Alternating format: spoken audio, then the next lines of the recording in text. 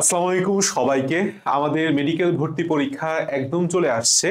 এই শেষ মুহূর্তে এসে বায়োলজির কিভাবে কতটুকু পড়বা সেইটা নিয়ে আসলে ম্যাক্সিমাম স্টুডেন্ট অনেক বেশি প্রবলেমে পড়তেছে, কারণ 24টা অধ্যায় হিউজ সিলেবাস।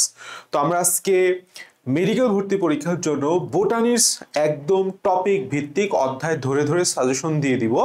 ইনশাল্লাহ তুমি যদি একদিনের মধ্যে এটা কমপ্লিট করতে পারো তাহলে তোমার সময়ও বাঁচবে এবং তুমি একটা ভালো রকমের কনফিডেন্স বিল্ড আপ করতে পারবা নিজের মধ্যে যে না, আমার বোটানি লাস্ট মুহূর্তে এসেও শেষ হয়ে গেছে। সো চলো আসলে ফার্স্ট অফ অল আমাদের রিভিশন দেওয়ার সময় যেই সাজেশনটা আমরা ফলো করব তার মধ্যে আমরা তিনটা ক্যাটাগরিতে আমরা বললাম চ্যাপ্টারটা আনছি। মানে তোমাকে ফার্স্ট অফ অল প্রথমেই এই যেই 3 স্টার যে chapter very very very much important, এই যে 6টা চ্যাপ্টার এখানে লেখা আছে এই 6টা চ্যাপ্টার আগে রিভিশন দিতে হবে। কারণ এই 6টা চ্যাপ্টার থেকে বলা যায় এবং ধরা যায় 100% একটা বা একাধিক প্রশ্ন আসতে পারে। সাধারণত মেডিকেল ভর্তি পরীক্ষার বেলায় এক বছর বোটানি থেকে বেশি হয়, জুওলজি থেকে কম হয়, আর এক বছর জুওলজি থেকে কম হয়, বোটানি থেকে বেশি হয়, এরকম একটু কখনো মানে 19-20 হয় সাধারণত। সো যদি বোটানি থেকে বেশি প্রশ্ন আসে, সে টু সে ধরো 17-18টা প্রশ্ন এসে গেল, তখন বললাম এই যেই 6টা চ্যাপ্টার আছে 6টা চ্যাপ্টার থেকে একটা অধ্যায় থেকে একাধিক প্রশ্ন তুমি পাবা। সো এই তিনটা যেই 3 স্টার যে 6টা চ্যাপ্টার আছে এই টপ এই 6টা চ্যাপ্টার খুব ভালো করে পড়তে হবে। এরপরে 2 স্টার শৈবাল ছত্রাক টিস্যুতন্ত্র কোষ বিভাজন জীবের পরিবেশ ও বিস্তার, এইখানে তুমি আমার সাজেশন ফলো করলেই হবে। আমার যেই সাজেশন এই সাজেশনটা ফলো করলেই হবে। আর চ্যাপ্টারের যে 1 স্টার চ্যাপ্টার উদ্ভিদ প্রজনন ব্রায়োফাইটা টেরিডোফাইটা, এইখানে আমি একদম যেই জাস্ট হাতে গোনা যেই পয়েন্টগুলো বলছি, যেই প্রশ্নগুলো তোমাকে বলছি সেই প্রশ্নগুলা তোমার সলভ করলেই হয়ে যাবে, আমি বলে দিব। কেউ যদি উদ্ভিদ প্রজনন ব্রায়োফাইটা টেরিডোফাইটা থেকে বই না পড়েও সে যদি জাস্ট অনুশীলনীটা সলভ করে যায়, সে যদি কি করে জাস্ট অনুশীলনী সলভ করে যায় তাহলেই হবে। এখন আমি আসি সেটা হচ্ছে যে বোটানির রিভিশন দেওয়ার সময় বা আমাদের যে বোটানির চূড়ান্ত সাজেশনটা তুমি যখন ফলো করে চেষ্টা করবা একদিনের মধ্যে শেষ করতে, তাহলে আসলে আমাদের অ্যাপ্রোচটা কি হবে? কারণ আমরা তো 12টা অধ্যায় শেষ করতেছি, তার মানে সে টু সে আমাদের প্রত্যেকটা চ্যাপ্টার 1 ঘন্টা থেকে 1.5 ঘন্টার মধ্যে শেষ করতে হবে। হ্যাঁ, তুমি এই চ্যাপ্টার গুলার এই 6টা চ্যাপ্টার একটু সময় বেশি নিতে পারো, এটা তার চেয়ে কম, আর এটা একেবারে না দিলেও চলে, মানে খুব কম সময় নিলে হবে। প্রথমে অধ্যায়গুলোর সাজেশন টপিক মোতাবেক পড়ে ফেলবো আমি, ঠিক এরপরেই তোমাকে একদম অধ্যায় ধরে ধরে টপিক ধরে ধরে সাজেশন দিয়ে দিব, সেই টপিকের সাজেশন ওয়াইজ তুমি পড়ে ফেলবা সম্পূর্ণ মেইন বই, অর্থাৎ হাসান স্যার তুমি পড়ে ফেললা। আচ্ছা, এরপরে কি করলা? একবারে সব এক্সট্রা ইনফো করে ফেলবা। আমি বললাম আমাদের যে বোটানি যেই চ্যাপ্টার গুলার এক্সট্রা ইনফো লাগবে সেই চ্যাপ্টার গুলার আলিম স্যার আজিবুর স্যার ঘেটে ঘেটে সুন্দর করে নোট করে টেলিগ্রাম চ্যানেলে দিয়ে দিছি। অবশ্যই ডিসক্রিপশন বক্স থেকে টেলিগ্রাম চ্যানেলের ওই লিঙ্কটাতে ঢুকে তুমি অবশ্যই এই পিডিএফ গুলো একটু প্রিন্ট করে নিবা। তোমার সর্বোচ্চ এই পিডিএফ গুলা পড়তে 1 থেকে 1.5 ঘন্টা সময় লাগবে। তাহলে একবারে একদম বোটানির যেই আমি যেই এক্সট্রা ইনফো গুলা সাজেস্ট করছি দিয়ে দিচ্ছি অলরেডি, সেগুলি একবারে পড়ে ফেলবা। এরপরে তুমি অনুশীলনী প্রশ্ন সব সলভ করার দরকারই নাই, করার কোনো প্রশ্ন উঠে না। এখন তুমি বেশি বেশি ইম্পর্টেন্ট এবং মনে রাখবা অ্যাটিপিক্যাল, ঠিক আছে? এই অ্যাটিপিক্যাল যেই একটু কঠিন যেই জিনিসটা তুমি হাসান স্যার পড়ে উত্তর করতে পারবা না, এই যে প্রশ্নগুলো আলিম স্যারে আছে, বিশেষ করে আলিম স্যার সেই প্রশ্নগুলো সলভ করে ফেলবা। ঠিক আছে? তাহলে ধরো আমরা এই প্রথম অধ্যায়গুলো পড়ার জন্য আমি যদি এইখানে 12 ঘন্টা রাখি, 12 ঘন্টা এক্সট্রা ইনফো পড়ার জন্য সেটুসে আরো 1 ঘন্টা, আর এই পাশে অনুশীলনী প্রশ্ন পড়ার জন্য সেটুসে আরো 2 ঘন্টা, তাহলে এই যে 12 আর 3 কত হয়? 15 ঘন্টা। কেউ যদি ডেডিকেটেডলি একদিন, এখন শেষে এসে 15-16 ঘন্টা তোমার পড়তে হবে, 14-15 ঘন্টা পড়তে হবে, কিছু করার নেই। আমি ফার্স্টে বলছি যে কেউ প্রথম দিকে 10-12 ঘন্টা পড়লে সমস্যা নাই, কিন্তু আমি নিজের দিকে শেষে এসে 16 ঘন্টাও পড়ছি, এরকমও দিন গেছে। তো তুমি 15 ঘন্টা ডেডিকেটেড দাও, ইনশাল্লাহ হয়ে যাবে। আমরা সরাসরি চলে আসবো। প্রথমেই দেখো আমি যেই সাজেশন ওয়াইজ যেই চ্যাপ্টারগুলো আগে বলছি সেটা তোমাকে আগে পড়াটা তোমার জন্য বেটার। ফার্স্টে কি বলছি, জীব প্রযুক্তি, 4টা topic, tissue culture, genetic engineering এর প্রয়োগ। দেখবা যে টিস্যু কালচারের প্রয়োগ আছে না, বিভিন্ন কালচার, পরাগধানী কালচারের মাধ্যমে কোনটা করা যায়, তারপর রোগমুক্ত চারা উৎপাদনের জন্য কোন কালচার করা হয়, তারপরে হ্যাপ্লয়েড উদ্ভিদ উৎপাদনের জন্য কোন চারা উৎপাদন করা হয়, টমেটো কি জিনিস, জীব প্রযুক্তি বা জেনেটিক ইঞ্জিনিয়ারিং কিছু ব্যবহার আছে না, খুবই খুবই গুরুত্বপূর্ণ ব্যবহার, কোন জিন স্থানান্তরের মাধ্যমে কোন উদ্ভিদ বা কোন প্রাণী থেকে ট্রান্সজেনিক বানানো হয়েছে আছে না, কোনটা কোড প্রোটিন জিন, কোনটা সিপি জিন, এটসেট্রা এটসেট্রা। এই যে টিস্যু কালচারের শেষের দিকে এবং জেনেটিক ইঞ্জিনিয়ারিং এর শেষের দিকে যেই প্রয়োগ বা যেই ব্যবহারগুলো আছে ইটস সুপার ডুপার ইম্পর্টেন্ট। এইটা সবার আগে পড়বা। আমরা সবসময় ভুল করি যে একটা চ্যাপ্টার ধরে শুরু থেকে আগাটুকুরা সব পড়তে যাই, কিন্তু সব পড়তে যা পড়া লাগবে না এবং তুমি পড়তে পারবা না। এখন আসলে টিস্যু কালচারের যে ধাপ, এইটা আমাদের একদম বেসিক, তোমরা ইন্টারমিডিয়েটে পড়ে আসছো, ইনশাল্লাহ পারবা যে অটোক্লেভিং এ কত তাপমাত্রা, কত চাপ লাগে, কত সময় লাগে, টিস্যু কালচার, মাতৃ উদ্ভিদ থেকে পৃথকৃত মানে এক্সপ্যান্ড কাকে বলে, এসব জিনিস পারবা। রেপ্লিকেশন এনজাইমের নাম এবং কাজ খুবই গুরুত্বপূর্ণ। কি কি রেপ্লিকেশন এনজাইম আছে? 4টা রেপ্লিকেশন এনজাইম আছে, 3টা আছে হাসান স্যার, একটা আছে আলিম স্যারের বইতে। এই 4টার নাম একদম টানা মুখস্থ রাখতে হবে। নিচের কোনটি রেপ্লিকেশন এনজাইম নয়, খুবই কমন কোশ্চেন। আর লাগবে হচ্ছে প্লাজমিড, প্লাজমিডের টোটাল ইনফো, প্লাজমিড কি, প্লাজমিডের বৈশিষ্ট্য কি, প্লাজমিড থেকে কি কি প্রকারভেদ আছে, আর প্লাজমিড, এফ প্লাজমিড, পিলি প্লাজমিড, 3 প্রকারের পড়ে ফেলবা। শেষ আমাদের টিস্যু কালচার, জীব প্রযুক্তি শেষ। এরপরে নগ্নবীজি এবং আবৃতবীজি। তো নগ্নবীজি এবং আবৃতবীজি অধ্যায়টা ছোট হলেও বেশ বড়, কিন্তু মজার বিষয় আছে। স্পেসিফিকলি এইখান থেকে সবসময় প্রশ্ন করে। একদম তুমি কি করবা, নগ্নবীজি এবং সাইকাসের বৈশিষ্ট্যটা আগে পড়ে ফেললা, তার মানে তোমার বললাম একটা প্রশ্ন যদি এখান থেকে হয় কমন হয়ে যাবে। 2 নাম্বার কি করলা, আবৃতবীজি উদ্ভিদের আমি যে টপিকগুলো বলছি শুধু সেই টপিক, ফুল, পাতা, ফল, এস্টিমেশন, প্লাসেন্টেশন, মূল কাণ্ড পড়ে ফেললা না, হয়ে গেল। পোয়েসি এবং মালভিসি গোত্রের উদ্ভিদ সমূহের উদাহরণ, নিচের কোনটি পোয়েসি গোত্রের উদ্ভিদ, বৈজ্ঞানিক নাম সহ, নিচের কোনটি মালভিসি গোত্রের উদ্ভিদ, বৈজ্ঞানিক নাম সহ তোমাকে পড়তে হবে। Very very very much important. এবং শনাক্তকারী বৈশিষ্ট্য খুবই গুরুত্বপূর্ণ। যদি এইখান থেকে একটা প্রশ্ন দেয় এখান থেকে আসবে, যদি আরেকটা প্রশ্ন দেয় এখান থেকে আসবে। আর এই বাকি যে টপিকটা একটু লেস ইম্পর্টেন্ট, তবে ইম্পর্টেন্ট। এই 3টা টপিক পড়লেই আমাদের নগ্নবীজি আবৃতবীজি শেষ। এরপর আসো কোষ রসায়ন, ওয়ান অফ দ্য মোস্ট স্ক্যারিস্ট একটা চ্যাপ্টার। সবাই এখানে ভয় পাওয়ার কিছু নাই, আমিও অনেকবার ভয় পাইছি, কারণ যতক্ষণ পর্যন্ত তুমি ভয় থাকবে ততক্ষণ পর্যন্ত অধ্যায়টা কঠিন লাগবে। দেখো, আমি পরবর্তীতে যখন যখন নিজেও সাজেশন পড়ার সময় আমিও তো সাজেশন বানাইছি স্টুডেন্ট অবস্থায়। এতদিন পর্যন্ত আমি সব সময় দেখছি কেউ যদি এই অধ্যায় জাস্ট ক্লাসিফিকেশন গুলা পড়ে, কি পড়ে, ক্লাসিফিকেশন, মনে রাখবা, প্রকারভেদ আর হচ্ছে উদাহরণ, অর্থাৎ এই অধ্যায় থেকে 2 টাইপের প্রশ্নই আসবে, নিচের কোনটি নয়। হ্যাঁ, যেরকম তোমাকে বলবে শর্করা শ্রেণী বিভাগ, সবচেয়ে ইম্পর্টেন্ট, 3 স্টার দিয়ে আছে। এই অধ্যায়ের সবচেয়ে ইম্পর্টেন্ট টপিক হচ্ছে শর্করা শ্রেণী বিভাগ, কোনটা রিডিউসিং সুগার নয়, কোনটা 4 কার্বন বিশিষ্ট শর্করা, তারপরে তোমার কোনটা দ্রবণীয় নয়, আসতেছি। এরপর নিচের কোনটা তোমার হচ্ছে গাঠনিক পলিস্যাকারাইড, নিচের কোনটা সঞ্চয় পলিস্যাকারাইড। ঠিক আছে, এই জিনিসগুলো বললাম খুব বেশি আসছে, বিশেষ করে পলিস্যাকারাইডের যে ব্যবহার, অর্থাৎ শর্করার শ্রেণীবিভাগ কোনো কিছু বাদ দেওয়া যাবে না, এটা হচ্ছে তোমাকে পড়তে হবে। এরপরে দেখো অত্যাবশ্যকীয় অ্যামাইনো অ্যাসিড, খুব ছোট্ট সুন্দর একটা ছন্দ আছে, তাই না? নিচের কোনটা অত্যাবশ্যক অ্যামাইনো অ্যাসিড নয়, প্রশ্নটা খুব কমন। সরল প্রোটিনের মধ্যে তোমাকে পড়তে হবে উদাহরণ। সরল প্রোটিন কয়টা? 7টা। কোনটার পার্ট আবার কি আছে, যেরকম সবচেয়ে ক্ষুদ্র প্রোটিন কোনটা, আমরা জানি প্রোটামিন। হ্যাঁ, তারপর হচ্ছে গমরায় কোনটা থাকে, জব বার্লিতে কোনটা থাকে, হরলিক্স তৈরি করা হয় কোনটা থেকে। তাহলে এই যে সরল প্রোটিনের উদাহরণ, কোনটা পানিতে দ্রবণীয় না, কোনটা আবার 100% অ্যালকোহলে দ্রবীয় না কিন্তু 80 to 90% অ্যালকোহলে দ্রবীভূত, এই প্রশ্নটাও মেডিকেলে আসছে। অর্থাৎ সরল protein is one of the most important একটা টপিক, দ্রবণীয়তা এবং তাপে জমাট বাঁধা। ঠিক আছে না? এরপর আছে সম্পৃক্ত অসম্পৃক্ত এফএ মানে কি ফ্যাটি অ্যাসিড, এবং লিপিডের প্রকারভেদ। লিপিডের প্রকারভেদ খুব ছোট, সব লিপিডের প্রকারভেদ তোমাকে পড়তে হবে না।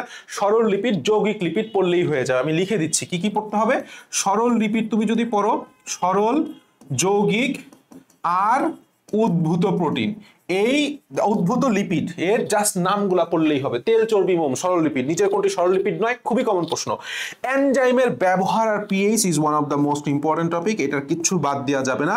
কোন এনজাইম কোথায় ব্যবহার করা হচ্ছে, কোথা থেকে কোন এনজাইম পাওয়া হচ্ছে, এবং এনজাইমের একটা পিএইচ এর চার্ট আছে, পেপসিন 2, ইনভার্টেস 4.5, 7.5, 8 আছে না, টিপসিন 8, এই পিএইচ চার্টটা আমাদের ঠোঁটস্থ রাখতে হবে। এরপরে আসে সে হচ্ছে আমাদের অণুজীব, এরপরে হচ্ছে আমাদের অণুজীব আসে। দেখো অণুজীব তুমি একাডেমিকে পড়ে আসছো, তার মানে বেসিক জিনিস তোমার বললাম আছে। এখন বেসিক যেহেতু আছে, অণুজীব থেকে যদি দুইটা প্রশ্ন হয়, একটা বেসিক থেকে আসবে আর একটা মুখস্থ বিদ্যা থেকে আসবে।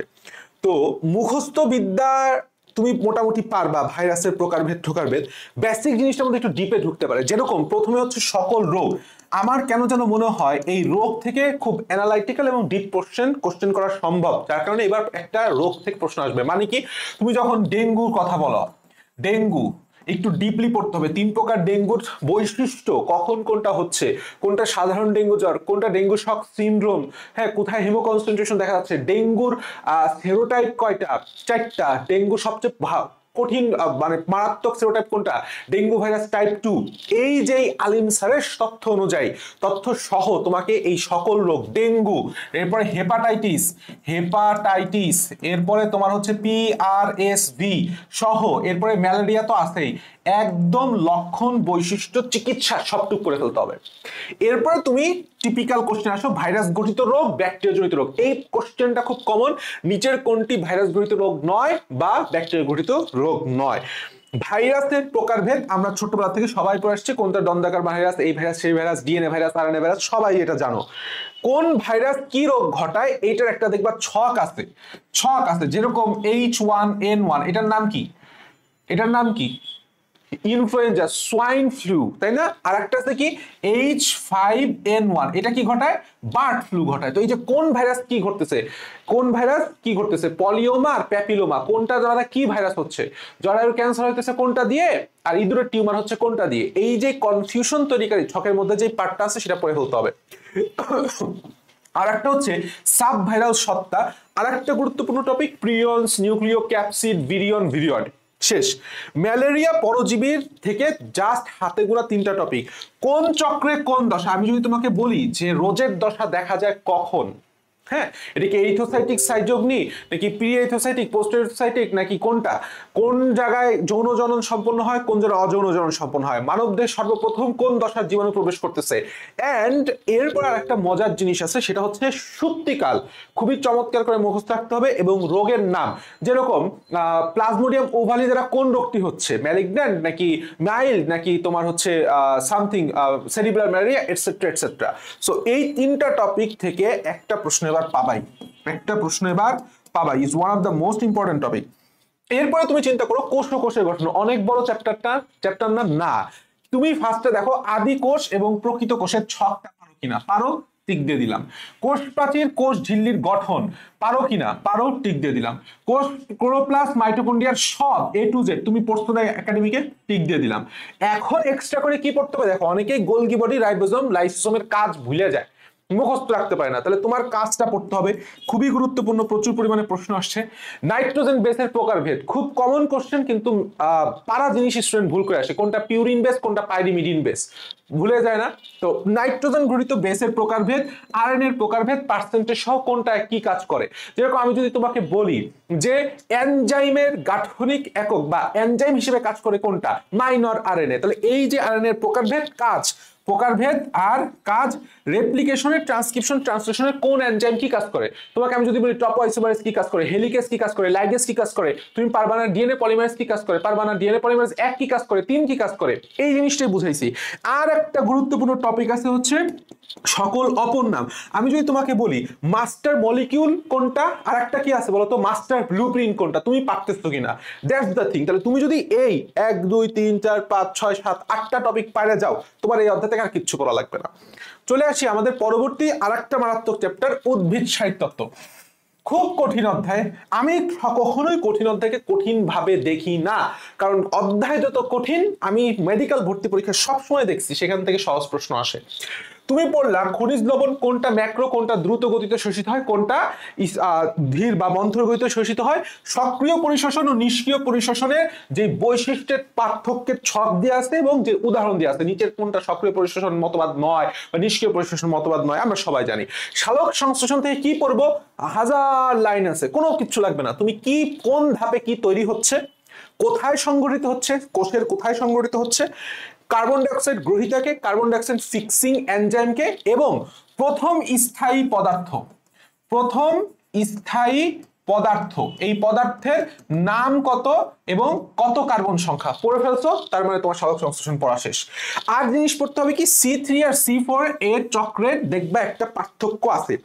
C4 উদ্ভিদের বৈশিষ্ট্যের পার্থক্য, তার মানে এখান থেকে লাগবে সবচেয়ে গুরুত্বপূর্ণ C3 এবং C4 উদ্ভিদ।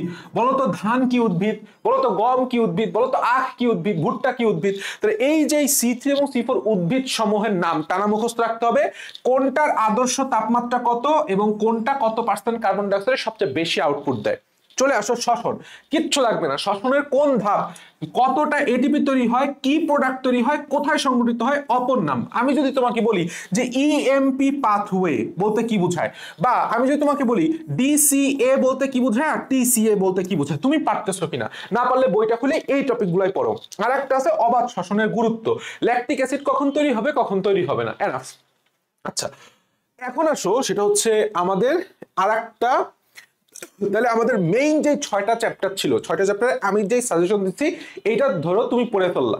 আচ্ছা, এখন দেখো আমরা এরপর চলে আসছি 2 স্টার টপিকে। তার মানে আমাদের টপিকগুলো আরো কনসাইজ হয়ে আসবে, আরো ছোট হয়ে আসবে। শৈবাল ও ছত্রাক থেকে প্রথমে বিভিন্ন প্রকার স্পোরের সংজ্ঞা পড়ে ফেলবা, উদাহরণ লাগবে না। এই উদাহরণ দিয়ে প্রত্যেক বইয়ে বলো বা গাইড বই বলো বা মেডিট্রিক্স বলো বা ডাইজেস্ট বলো সব জায়গায় ভরে ফেলাইছে, মাস্টার কোশ্চেন ব্যাংক সব ভরে ফেলাইছে, কিন্তু উদাহরণ লাগবে না।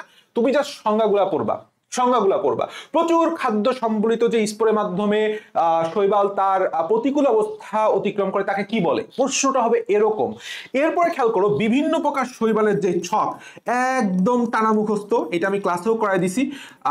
এটার একটা ফ্রি ভিডিও আছে, ছকের যেই ছকটা আছে, পাইরোফাইটা, তারপর রডোফাইটা, এটসেট্রা এটসেট্রা, কোনটা সঞ্চিত খাদ্য কি, ওকে। অ্যাগারিকাসের গঠন লাগবে, লাইকেনের প্রকারভেদ লাগবে, শৈবাল ঘটিত রোগ আর ছত্রাক ঘটিত রোগ লাগবে, ঠিক আছে।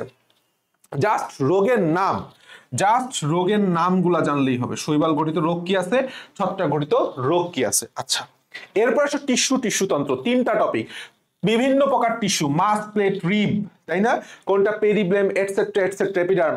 আর ভাস্কুলার টিস্যুতন্ত্রের প্রকারভেদ is one of the most important. মূল এবং কান্তের অন্তর গঠনের পার্থক্য, শনাক্তকারী বৈশিষ্ট্য। আমি যদি তোমাকে বলি যে মেটাজাইলাম কোথায় থাকে, প্রোটোজাইলাম কোথায় থাকে, হ্যাঁ, এক্সারকেন্ডার কি, এই টপিকগুলো তোমাকে যেন বুঝতে হয়। কাণ্ড, মূল ও কাণ্ডের অন্তর গঠন বলতে এই টপিকগুলো সহ শনাক্তকারী যে বৈশিষ্ট্য আছে সেটা দিয়ে দেওয়া হয়েছে। কাণ্ডে কি থাকতেছে, অন্ততক থাকতেছে কি থাকতেছে না, অধতক থাকতেছে কি থাকতেছে না, পেরিসাইকেল স্তরটা কি, অন্তঃস্থলীয় অঞ্চল অন্তর্ভুক্ত কোনটা, বহিঃস্থলীয় অঞ্চল অন্তর্ভুক্ত কোনটা, এটা মূল ও কাণ্ডের অন্তর্গঠন পার্থক্য পড়ার সময় তুমি পড়ে ফেলবা, ঠিক আছে। তার মানে দেখো টিস্যুতন্ত্র থেকে 3টা টপিক পড়লেই তোমার হয়ে যাচ্ছে। এরপরে আসো সেটা হচ্ছে কোষ বিভাজন। কোষ বিভাজনে অনেক পড়া আছে, যদি চ্যাপ্টার ছোট বার অনেক পড়া আছে, কিন্তু এখান থেকে লেস ইম্পর্টেন্ট কোশ্চেন কম আসবে। মাইটোসিসের ধাপ সমূহ কে না জানে, সবাই জানি। কোষ চক্র কে না জানে, সব জানো, কারণ কোষ চক্রের সবকিছু লাগবে। কোন ধাপে কত পার্সেন্ট টাইম লাগতেছে এবং কোন ধাপে কি তৈরি হচ্ছে। আমি যদি তোমাকে বলি যে ম্যাচুরেশন প্রমোটিং ফ্যাক্টর এমপিএফ লাগে কোন ধাপ থেকে কোন ধাপ থেকে, তুমি পারতেছো না, তাহলে যদি পারো তাহলে টিক দাও, না পারলে পড়ো। মিওসিস 1-এর প্রোফেজ 1 দশায় কি কি গুরুত্বপূর্ণ ঘটনা বলে ঘটে, জাস্ট সেটুকু পড়লে হবে। আর মিওসিস আর মাইটোসিসের গুরুত্ব তোমাকে কন্ট্রাস্ট করে পড়তে হবে। আমি যদি তোমাকে বলি ক্রোমোজোমের সংখ্যা সমতা রাখে, এটা মাইটোসিসের গুরুত্ব না মিওসিসের গুরুত্ব। আর আমি যদি বলি ক্রোমোজোমের সংখ্যা ধ্রুব রাখে, এটা মাইটোসিস না মিওসিস। এই যে কন্ট্রাস্টে পড়লে তোমার মাথাটা খুলে যাবে, তোমার আর গুলাবে না, ওকে। আচ্ছা, আমরা এর পরের টপিকে চলে আসি, জীবের পরিবেশ ও বিস্তার। জীবের পরিবেশ ও বিস্তার। আচ্ছা, এই অধ্যায়টা থেকে আমরা দেখো সবচেয়ে ইম্পর্টেন্ট টপিক হচ্ছে লাস্টেরটা, ইন সিটু ভার্সেস এক্স সিটু সংরক্ষণ। নিচের কোনটি ইন সিটু নয়, নিচের কোনটি এক্স সিটু নয়, কোনটি ইন সিটু এক্স সিটু, এবং এইখান থেকে একটা প্রশ্ন আসছিল যে নিম্ন তাপমাত্রায় সংরক্ষণ করা হয় কোনটি, এটা বলে ইন সিটু এক্স সিটু থেকেই প্রশ্ন আসছিল। তো ইন সিটু এক্স সিটুর যে টপিকগুলো আছে সুন্দর করে পড়ে ফেললা। এরপরে তুমি আসো 2 নাম্বার টপিক, আমরা একটু নিচ থেকে উপরের দিকে যাব। হাইড্রোফাইট, জেরোফাইট, হ্যালোফাইট, তাই না? আসছে না? এই বৈশিষ্ট্যগুলো পড়তে হবে, উদাহরণগুলো পড়তে হবে। যদি আমি তোমাকে প্রশ্ন করি নিচের কোনটি মরুজ উদ্ভিদ, তাই না? তাহলে এই যে মরুজ উদ্ভিদ, এইটার উদাহরণ সহ জাস্ট নামগুলা পড়লেই হবে। নামগুলা, নিচের কোনটি লবণাক্ত পানিতে জন্মায়? সুন্দরী আছে, গেওড়া আছে, কেওড়া আছে, আছে না? অর্থাৎ সুন্দরবনের সাথে সংশ্লিষ্ট যত উদ্ভিদ আছে, তো গোলপাতা আছে। তো এই যে হাইড্রোফাইট, জেরোফাইট, কোনটা নিমজ্জিত, কোনটা মানে ভাসমান, কোনটা, তাই না? এই হাইড্রোফাইট, জেরোফাইট, হ্যালোফাইটের বৈশিষ্ট্যগুলা একই সাথে উদাহরণ সহ তোমাকে পড়তে হবে। আমি যদি তোমাকে বলি সেটা হচ্ছে লুকায়িত পত্রন্ধ্র পাওয়া যায় কোথায়, অবশ্যই তুমি বলবে মরুজ উদ্ভিদে, মানে কি জেরোফাইটে। মরুজ উদ্ভিদের সংজ্ঞা সহ যে মরুজ উদ্ভিদ কারা, জেরোফাইটকে মরুজ উদ্ভিদ বলা হয়, হ্যালোফাইট কারা, হাইড্রোফাইটস কারা, সংজ্ঞা সহ সবকিছু পড়তে হবে। আর প্রাণী ভৌগোলিক অঞ্চলের যে প্রাণী সমূহ, আর্মাডিলো পাওয়া যায় কোথায়, এইখানে জাস্ট তোমাকে কোচিং থেকে অলরেডি দাগায় দিছে। তো এই যে দাগানো বইয়ে যেটুকু আছে সেটুকু পড়লেই হবে, এখান থেকে বেশি প্যারা নেওয়ার কিছু নাই। আমরা এরপর আসি উদ্ভিদ প্রজনন। নিষেকের পরবর্তী একটা ছক আছে না, নিষেকের আগে কোনটা আর পরে কোনটা হয়, এইটা খুবই গুরুত্বপূর্ণ। কৃত্রিম প্রজননের প্রকারভেদ, আর একটা হচ্ছে পার্থেনোজেনেসিস, হয়ে গেল। আর আছে হচ্ছে বায়োফাইটার, টেরিডোফাইটার। কিচ্ছু লাগবে না, তুমি আগে জাস্ট বায়োফাইটার, টেরিডোফাইটার বৈশিষ্ট্যগুলো পড়বা, আর এরপরে অপর নাম পড়বা। যেরকম পরিবেশ সূচক পরিবেশ দূষকে, পরিবেশ দূষণের নির্দেশক বলা হয় কোনটাকে, আবার সূচক বলা হয় কোনটাকে, এরকম অনেক কিছু নাম আছে। পার্মের সাথে সংশ্লিষ্ট কোনটা, কোনটা স্যাঁতস্যাঁতে পরিবেশে জন্মায়, ঠিক আছে, কোনটা রৌদ্রে জন্মাতে পছন্দ করে। এই অধ্যায়ে এরকম কিছু টার্ম পাবা যেটা তুমি একবারে নোট করে ফেলবা, একবারে নোট করে ফেলবা। দেখো আমি যে সাজেশনটা দিছি, এইটা কেউ যদি চায় পরীক্ষার একদিন আগেও ফলো করতে পারবে, কারণ আমি খুব কম্প্যাক্টলি সাজেশন দিচ্ছি এবং তোমাকে বুঝাই দিচ্ছি অ্যাপ্রোচটা কি হবে। তুমি এটুকু করে ফেললা, এখন তুমি এক্সট্রা ইনফোতে আসো আমার। এরপরে তুমি জাস্ট অনুশীলনী প্রশ্নের অ্যাটিপিক্যাল প্রশ্নগুলা, যেটা তোমার বেসিক থেকে পারা সম্ভব না, বই না পড়ে সম্ভব না, বই পড়ে পড়াও সম্ভব না, অর্থাৎ অনুশীলনী প্রশ্ন তোমার ওই প্রশ্নটা আগে সলভ করতে হবে যদি তুমি পরীক্ষায় পারতে চাও। এরকম প্রশ্ন জাস্ট দাগায় দাগায় সলভ করে ফেলো। Enough, best of luck, tata.